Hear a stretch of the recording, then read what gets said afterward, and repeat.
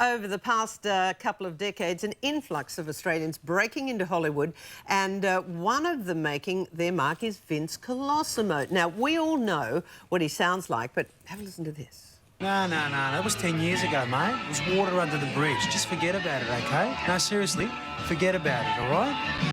Forget about it, all right, Vince. Now, with a bit of an accent coaching from an expert, have a look at this. Got you in a high rise.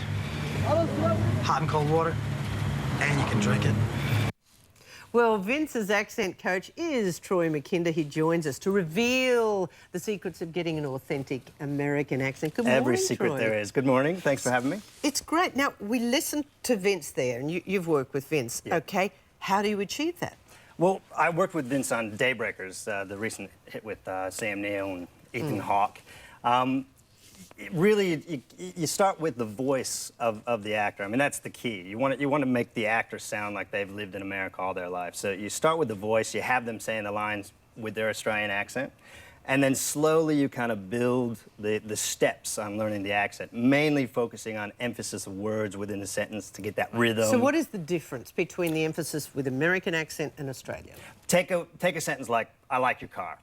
I like your car. Yes, okay. Now, Australians tend to, you probably heard they go up at the end of sentences and Americans go downward at the end of sentences. A lot of people know that. But it comes from the stress of syllables. Australians tend to stress justification words. So they tend to say, I like your car, whereas the Americans only stress the economical, exactly what they're saying, like car. And it ends up going downward and the strand goes upward. So it's just that it's very subtle. But to the American ear, if you fix all the vowels and sound American but keep that Australian emphasis, they go, I'm not sure about that. You know, are they a bad actor or is that a bad accent? I'm not sure. Well, the vowels are the key. What are the difference with the vowels? Well, actually, it's interesting. The vowels change themselves when you change the emphasis of words and stress of syllables. So give us an example. Well, let's take aluminum, all right? Now, yes, I know aluminum, it's... Yes, aluminum. Aluminium, aluminum. Well, we'll have an argument about that later, which one's right, because I believe it's right with aluminum, but take the first syllable, the first three syllables, okay? Forget the last bit. The first three syllables. Australians stress the aluminium, 1 and 3, whereas the Americans stress the second, aluminum. So those vowels change because of the stress of syllable, not necessarily because they're different vowels. But when you've got Americans in Australians going to America, years ago it was you had to have the absolute American accent. Now it's a lot more acceptable. Well, yeah. You get a lot of English accents. Even was it Jesse?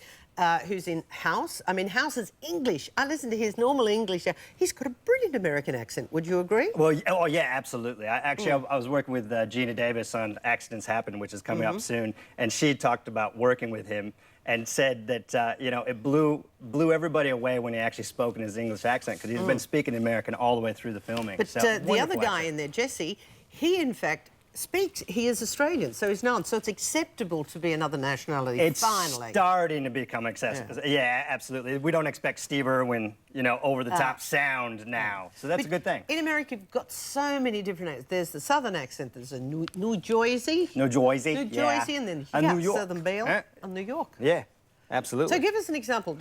Give me a phrase that I could turn me into an American. To turn you into American. Well, well, I'd probably not talk as much, but...